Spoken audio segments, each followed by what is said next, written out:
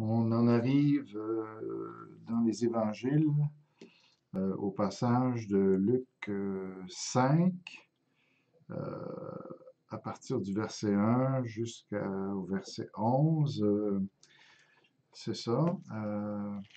Alors, c'est la pêche miraculeuse, mais c'est en même temps le deuxième appel ou le troisième appel de certains disciples au ministère, surtout de l'apôtre Pierre. Donc, si on se souvient, dans l'évangile de Jean, on voit une première rencontre de Jésus avec Pierre, c'est ça, lors du baptême avec Jean-Baptiste.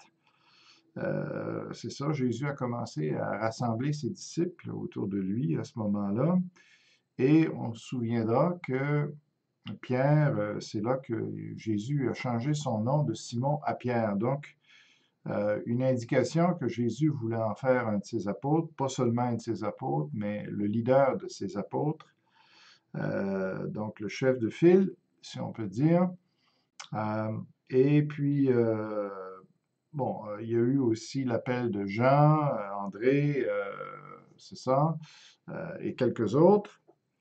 Et puis, on voit ensuite de ça que, bon, là, il y a eu un séjour, un temps où Jésus a été autour du Jourdain, fait une escale aux noces de Cana, en Galilée. Bon, c'est ça. Par la suite, il est revenu euh, au Jourdain, autour de Jean-Baptiste. Il a quitté l'endroit quand Jean-Baptiste a été arrêté. Il a passé par la Samarie, rentré en Galilée. Il n'est pas revenu à Nazareth. Il s'est plutôt installé à Capernaum, qui était la ville principale autour du lac de Galilée, pour en faire son siège social, son quartier général, à partir duquel il allait évangéliser la Galilée pendant environ 2 ans. C'est ça. Euh, alors, on a vu qu'à partir de justement de Capernaum, Jésus avait fait un premier appel à ses disciples, ou un deuxième appel, là, quand il les a rencontrés au bord de la plage. C'est ça, alors on se souviendra. On n'a pas ça dans Luc, mais on les a dans Marc et Matthieu, où là, Jésus les trouve au bord, euh, au bord de l'eau et il appelle Pierre et André, Jacques et Jean. Il leur dit, bon, je vais vous faire de vous des pêcheurs d'hommes. En tout cas, il s'est adressé très spécifiquement à, euh, à Pierre puis à André avec cet appel-là. C'est ça.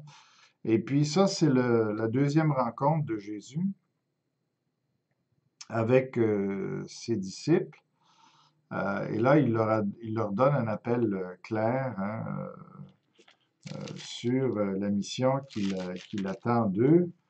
Euh, hein, Jésus leur dit, suivez-moi, je ferai de vous des pêcheurs d'hommes. Euh, alors ça, c'est la deuxième rencontre de Jésus, mais c'est vraiment l'appel au ministère. Euh, et puis, spécifiquement, plus pour Pierre, c'est un deuxième appel, je pense. Hein. Alors, on voit que les disciples, quand ils revenaient en Galilée, ils reprenaient leur travail, donc ils ont laissé Jésus, ils ont repris leur travail. Là, Jésus retourne les chercher après une première mission, une première tournée missionnaire. Il va les chercher, il leur dit, suivez-moi, je vais vous faire de vous des pêcheurs d'hommes. Alors, ils commencent à le suivre. Il se passe différents événements et là, ils retournent encore à leur travail traditionnel de pêcheurs. alors que Jésus entreprend sa deuxième tournée missionnaire, ou deuxième tournée de prédication autour de la Galilée. Il semble que les apôtres ne soient pas avec lui et qu'il retourne à la pêche. Alors, c'est ici qu'on en arrive dans Luc 5 avec cette troisième rencontre de Jésus et ses disciples. Et spécifiquement, en tout cas, plus précisément, un troisième appel pour l'apôtre Pierre, qui, ici, ça s'adresse davantage à l'apôtre Pierre qu'aux autres. Bien sûr, ils sont concernés aussi, mais Jésus va davantage s'adresser ici à Pierre. Alors, là, ça va vraiment marquer une rupture définitive entre, en tout cas, avec leur métier traditionnel. Jésus va les avoir vraiment là avec lui tout le temps, et puis il va les former pour éventuellement les envoyer comme apôtres. OK? Alors, ce qu'on a dans Luc 5, c'est ce qui se passe aussi autour du lac ou sur le lac de Galilée ou de Génézareth. Il y a plusieurs noms. Alors, c'est pas le même, il faut pas confondre ça avec le deuxième appel qui s'est fait lui aussi autour du lac. Mais quand on regarde, quand on compare les deux événements, on peut noter un grand nombre de différences et on voit très bien qu'il ne s'agit pas du même événement. OK? Alors, c'est ce qu'on veut analyser ce matin. Donc, Luc 5, chapitre 5, mais verset 1.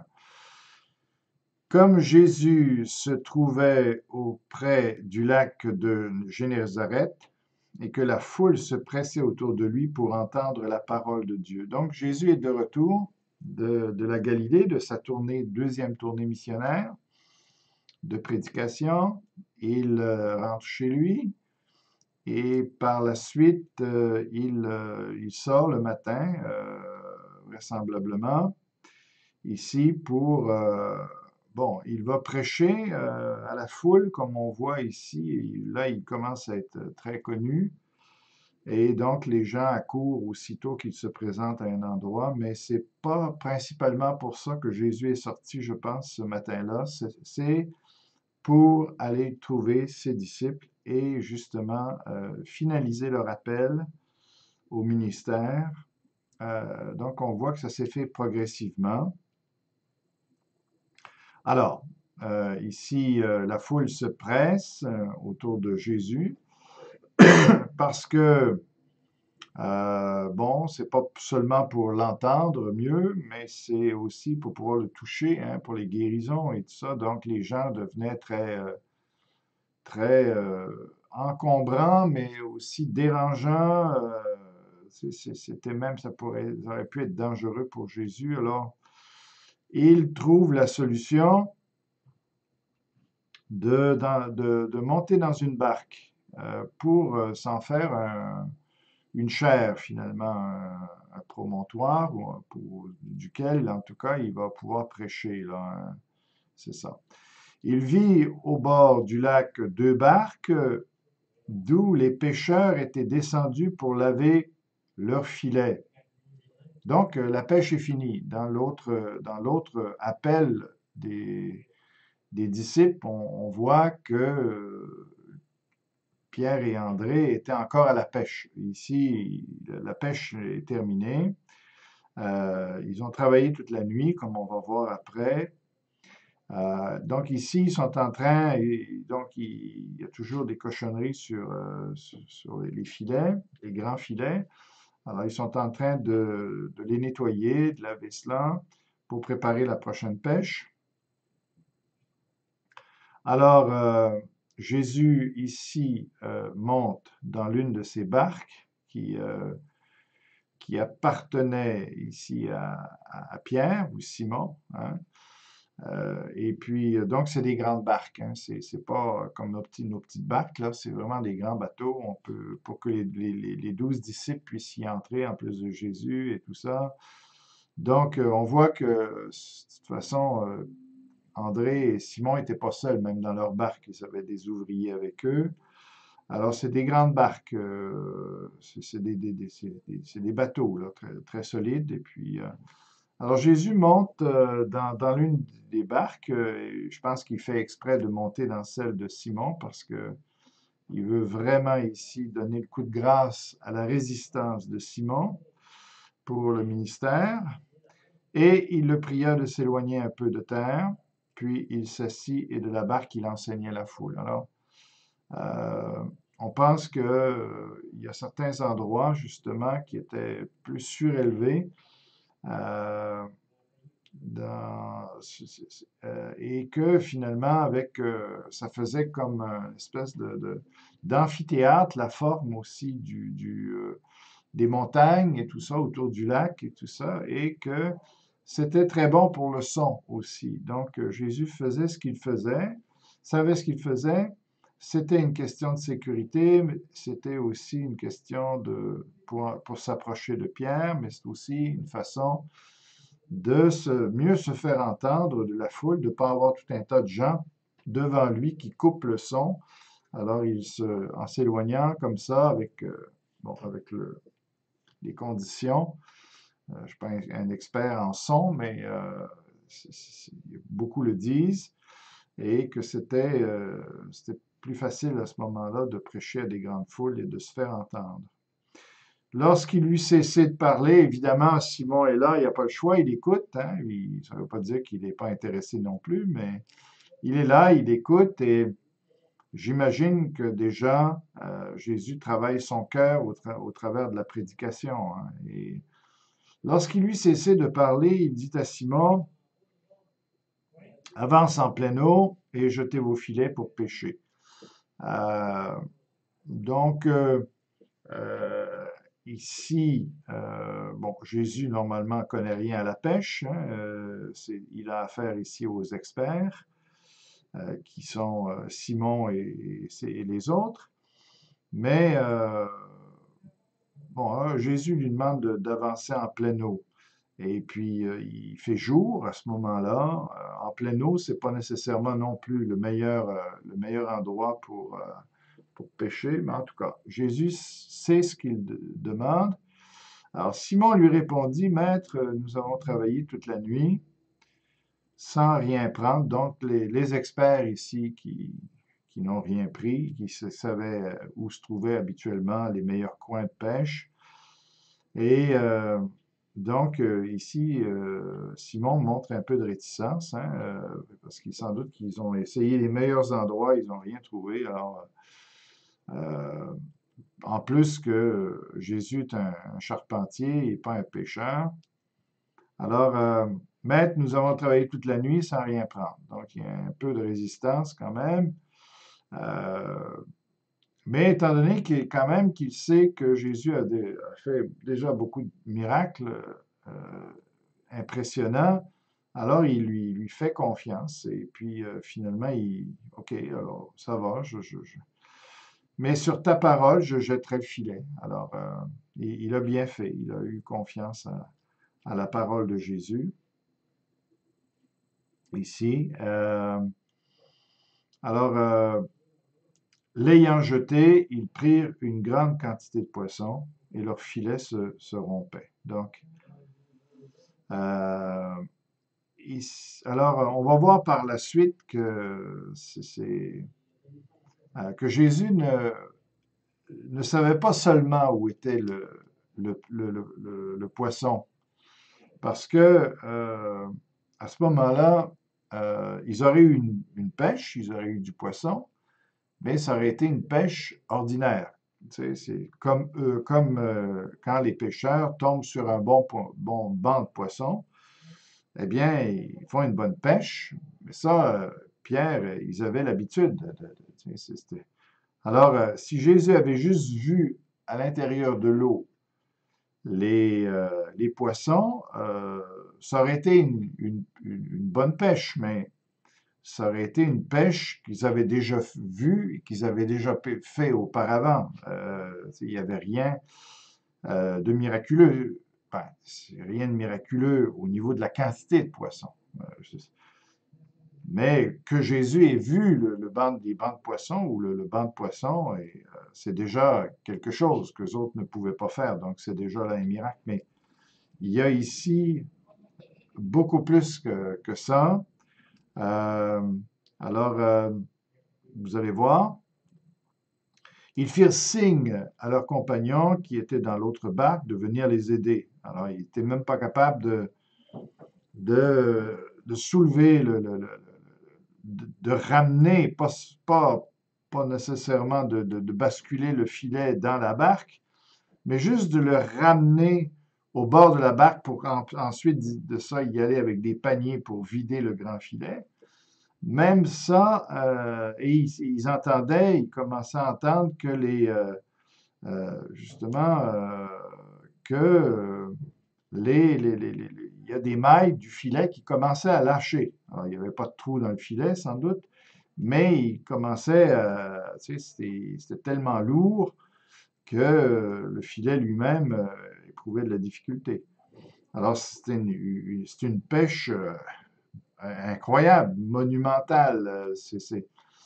Alors, ils firent signe à leurs compagnons dans l'autre barque de venir les aider. Ils vinrent remplir les deux barques au point qu'elles enfonçaient. Comme je vous ai dit, ce sont des barques colossales. Hein. C'est gros, hein, ces barques-là.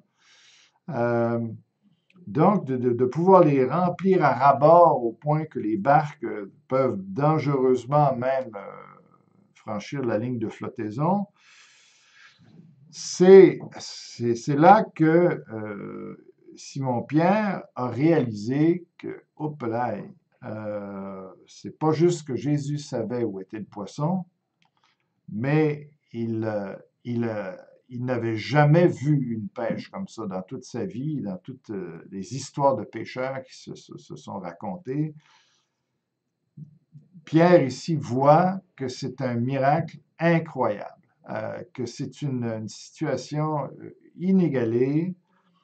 Et finalement, ce que ça veut dire, c'est que Jésus a non seulement vu le poisson sous l'eau, mais il a rassemblé le poisson sous l'eau. Il a été les chercher sous l'eau pour les emmener et faire en sorte qu'ils fassent une pêche comme jamais ils n'avaient fait. Vous comprenez? Donc ici, quand il vit cela, Simon-Pierre tomba aux genoux de Jésus. Donc là, au début, il avait utilisé un autre terme grec, traduit par maître, qui s'applique à différentes personnes en autorité. Mais là, il va vraiment l'appeler Seigneur. Okay? Seigneur, hein, Adonai, Seigneur, ou c'est ça. Alors, Curios. Retire-toi de moi parce que je suis un homme pécheur. Alors là, il a vraiment ici, je pense, réalisé que Jésus, parce que là, ça venait le chercher directement dans son domaine à lui, il savait ce que ça représentait mieux que pour n'importe quel autre miracle de faire ce qui est arrivé là. Alors, sa dimension de Jésus a changé complètement. Là, il est tombé à genoux de Jésus et je pense qu'on doit le prendre ici comme une forme d'adoration parce que le terme Seigneur est employé par les Juifs quand on parle de Yahvé, hein, de Dieu, de l'Éternel. Alors, c'est pas anodin ce changement ici de terme. Et là, puisqu'il est conscient qu'il est devant Dieu, alors il dit, Seigneur, retire-toi de moi parce que je suis un homme pécheur. Alors là, évidemment, il, il reconnaît la différence entre lui hein, et Dieu. Hein. Alors, mais c'est plus que ça quand même, parce qu'on voit quand même dans son objection qu'il a eu un manque de foi, dans le fait qu'il retourne à la pêche traditionnelle, on voit qu'il semble qu'il avait de la difficulté à vraiment rentrer dans le ministère en faisant pleinement confiance à Jésus-Christ pour sa famille, pour les siens, pour leur entretien. Alors Pierre réalise là qu'il a manqué de foi et qu'il a douté, sans doute. Alors je ne pense pas que ce soit seulement ici une confession générale qu'il est un homme pécheur devant un Dieu saint, mais il y avait des choses dans sa vie où il voyait qu'il avait manqué et qu'il n'aurait jamais dû douter de Jésus, il n'aurait jamais dû être réticent comme ça. Et finalement, ce que Jésus lui a montré aussi, Pierre, tu sais, euh, je suis capable de pourvoir à ta famille quand tu vas me suivre. Sans doute que Pierre devait s'inquiéter comme n'importe qui d'autre des siens, qu'est-ce qu'ils vont manger quand je serai plus là. Donc ça devait le tirailler.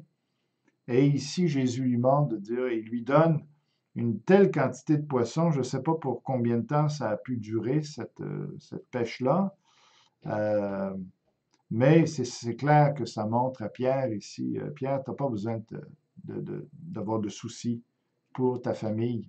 Je suis capable de pourvoir à ta famille.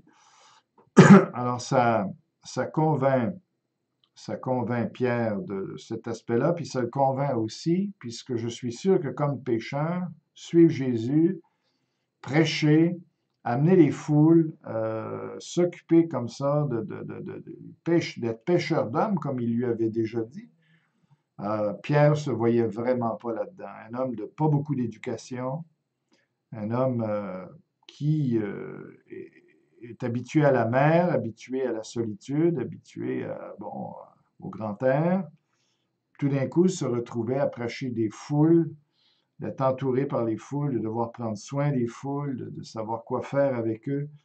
Moi, je suis sûr que Pierre était dépassé par cet appel-là et il était très, très hésitant. Mais là, Jésus lui montre par cela que Pierre, regarde, tu vois, toi qui étais l'expert en pêche, et toi tu as rien pris, et moi j'arrive et je remplis tes filets comme jamais que tu as su le faire toi-même. Alors, est-ce que tu peux me faire confiance que je vais aussi t'aider à être un pêcheur d'hommes? Je vais faire de toi un pêcheur d'hommes. Quand je t'ai dit ça, j'étais sérieux et tu n'as pas besoin d'avoir peur. Moi, je m'occupe de tout. Et c'est ça. Je pense que ça, c'est un autre aspect où Pierre avait besoin d'être convaincu pour vraiment entrer dans le ministère avec la tête libre, en faisant confiance au Seigneur, même si c'était tout un défi pour lui. Alors, il dit après, car l'épouvante l'avait saisi, lui et tous ceux qui étaient avec lui à cause de la pêche qu'ils avaient faite. Il réalisait qu'il y avait quelque chose ici de miraculeux, du jamais vu. Et c'est ça. Alors, ils ont vu clairement qui était Jésus à ce moment-là. Alors, euh, il en était de même de Jacques et de Jean, fils de Zébédée, leurs associés, les associés de Simon, qui devaient être les gens qu'il a appelés là, pour venir les aider. Alors Jésus dit, Simon, ne crains point, euh, désormais tu seras pécheur d'hommes. Alors ici, Jésus fait une déclaration et je pense qu'il y a vraiment un point tournant ici pour la vie de Pierre. Et les autres vont suivre, hein, parce que Pierre, c'est un leader naturel. Et si Pierre hésite, les autres aussi vont hésiter. Pierre, c'est un fonceur, c'est quelqu'un qui n'a pas peur de rien. Euh, mais ici, ça le dépassait. Alors, ça retenait les autres aussi. Jésus savait cela. Alors, ayant ramené les barques à terre, ils laissèrent tout et le suivirent. Donc là, ça va être vraiment quelque chose de définitif. Alors, j'aimerais vous dire quelque chose par rapport à la divinité de Jésus, ici dans... Alors, c'est clair hein, que Jésus est Dieu. Ça, c'est pas seulement avec ce texte-là, mais Jésus est Dieu de toute éternité. Bon, mais maintenant, comment comprendre les miracles? Est-ce que les miracles confirment le fait que Jésus est Dieu? Il y a plein de choses qui confirment dans la parole que Jésus est Dieu. Mais quand Jésus est venu en tant qu'homme, la Bible nous dit qu'il s'est vidé de lui-même. Hein. C'est ce que Philippiens nous dit. C'est pas qu'il n'était plus Dieu, il est Dieu, mais il a mis de côté, comment il pouvait faire ça, je ne sais pas. Mais pour devenir homme, il devait mettre en sourdine, on peut l'exprimer comme ça, il devait mettre en veilleuse sa divinité. Il ne pouvait plus assumer la divinité comme il l'avait assumée depuis l'éternité. Autrement, Jésus n'aurait même pas pu naître. En tout cas, c'est ça. Comment il aurait été soumis à Joseph, comment il aurait grandi en grâce, comment Dieu peut grandir, comment il peut croître. C'est impossible. Dieu est tout. Donc, Dieu ne peut pas être petit, il peut pas. Et on voit dans la parole que Jésus ne savait pas tout, qu'il avait toutes les caractéristiques d'un homme. Il avait faim, il avait soif, il était fatigué, il devait dormir. Alors, si Jésus n'avait pas mis en veilleuse sa divinité, bien, il n'aurait pas pu même mourir sur la croix. Il n'aurait pas pu être tenté. C'est clair que tout ça demande à ce que Jésus mette en veilleuse sa divinité. Alors, comment on peut concevoir que Jésus fonctionnait? Bien, quand on regarde avec l'épître de Jean, on voit très clairement où Jésus dépendait du Père entièrement. Il dit, par moi-même, je ne peux rien faire de moi-même. Mais tout ce que le Père fait, moi, je le fais aussi. Tout ce que je dis, c'est le Père qui le dit au travers de moi. Donc, il semble que Jésus se soit rendu totalement dépendant du Père pour faire tout ce qu'il disait, tout ce qu'il faisait, les miracles qu'il faisait. Il était dépendant du Père. Et dans Matthieu 12, il dit que c'est par le doigt de Dieu, c'est-à-dire par l'Esprit de Dieu, qu'il faisait les miracles. C'est pour ça qu'il a eu besoin de l'Esprit de Dieu, c'est pour ça qu'il avait besoin de prier aussi. Donc, quand on ne peut pas dire que c'est parce que Jésus faisait des miracles que ça prouve qu'il était Dieu. Parce que les apôtres en ont fait aussi, les prophètes en ont fait aussi. Donc, le fait de faire des miracles ne prouve pas en soi que la divinité de Jésus. On pourrait seulement le prouver par les miracles, peut-être par le nombre de miracles qu'il faisait ou par la grandeur des miracles qu'il faisait, mais ce n'est pas la première fois que quelqu'un fait des miracles. Et les prophètes n'étaient pas Dieu pour faire des miracles, ils dépendaient de Dieu pour faire leurs miracles. Ils dépendaient de l'Esprit aussi.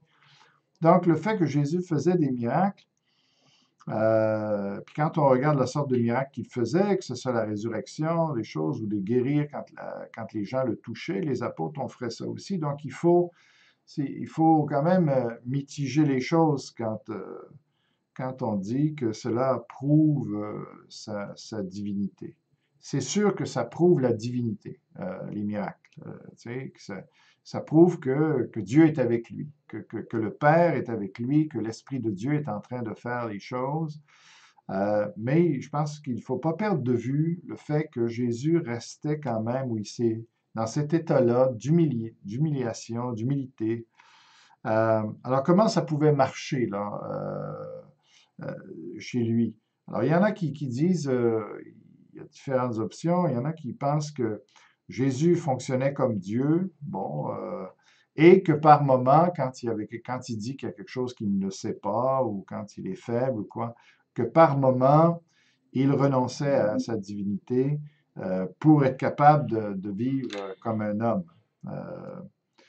Alors, c'est une façon de voir. Moi, je ne pense pas que ce soit la bonne façon. Je pense que il faut plutôt aller dans le sens où Jésus fonctionne comme un homme et lorsque le Père lui montre ce qu'il doit dire ou ce qu'il doit faire, eh bien là, par l'Esprit de Dieu, il accomplit ou il dit les paroles, parce qu'il ne possède pas l'Esprit avec mesure. Il dit les paroles que Dieu veut qu'il lui dise et il fait les miracles que Dieu veut qu'il fasse, tout simplement. Est-ce que par moment, est-ce que Jésus a pu faire par lui-même les miracles, sans dépendre du Père et tout ça? Moi, j'ai tendance à dire que non. Mais peut-être. Euh, alors, mais c'est sûr que quelqu'un comme Pierre qui regarde ça, ou les apôtres qui regardent ça de l'extérieur, c'est clair que Jésus agissait comme Dieu, hein, que les miracles qu'il accomplissait, c'était des miracles. Dieu était à l'œuvre. Tu sais, il ne comprenait pas toute cette dynamique qui se passait en Jésus. Ça n'enlève rien à Jésus, au contraire, ça montre comment il dépendait de Dieu. Et maintenant, Jésus est assis à la droite de Dieu. Il a récupéré toute autorité. Et maintenant, Dieu lui a confié toute chose. Donc, il ne dépend plus de Dieu comme quand il était sur la terre. Euh, c'est ça. Alors moi, c'est comme ça que je vois cette interaction-là de l'humanité et de la divinité de Jésus. Alors, c'est ça. Bon, c'est tout ce que je voulais dire là-dessus. Bonne fin de journée.